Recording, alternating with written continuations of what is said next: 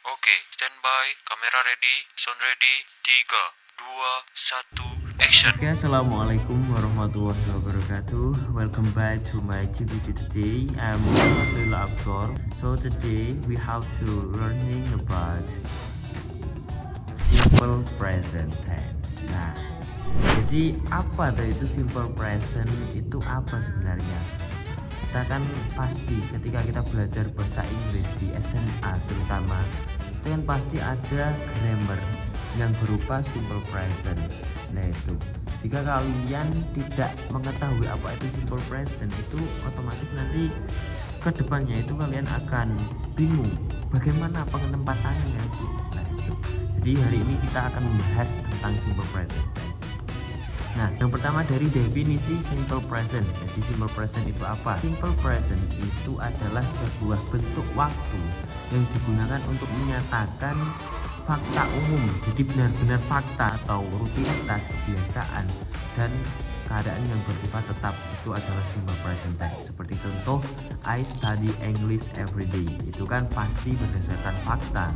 Terus itu juga sebuah tetapan kalian. Nah, itu. Terus kemudian fungsi dari simple present.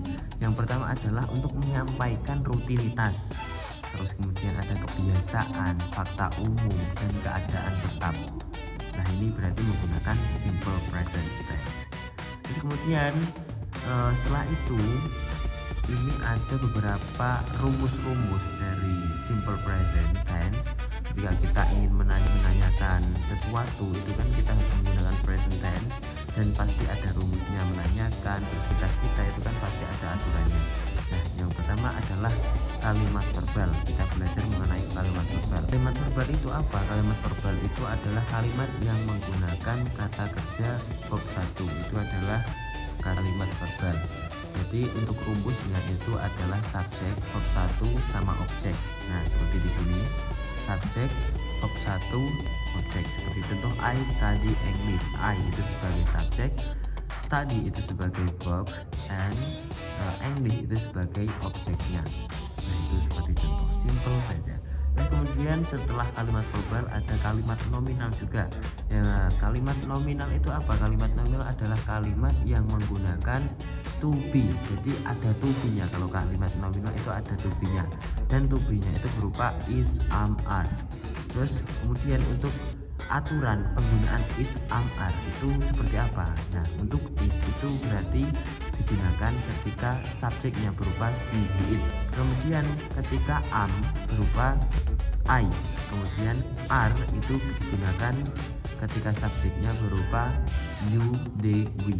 Nah itu untuk aturannya. Seperti contoh, I'm a student. Nah, terus kemudian belajar terkait kalimat positif.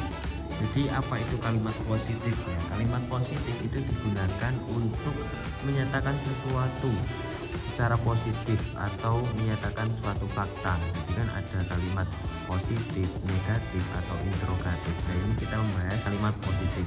Nah untuk rumusnya itu cukup mudah, yaitu dengan subjek seperti tadi, subjek, verb, kemudian objek itu di bagian kalimat positif. Tidak ada aturan apapun dalam itu. Terus kemudian seperti contoh I study English. Nah itu. Terus kemudian yang keenam itu adalah kalimat negatif. Nah kalimat negatif ini digunakan untuk menyatakan sesuatu yang tidak terjadi kepada kita. Seperti contoh ketika kamu ditanyakan apakah kamu belajar bahasa Inggris, terus kemudian kamu tidak belajar bahasa Inggris, maka jawabannya kan saya tidak belajar bahasa Inggris. Nah itu seperti contoh, do you study English?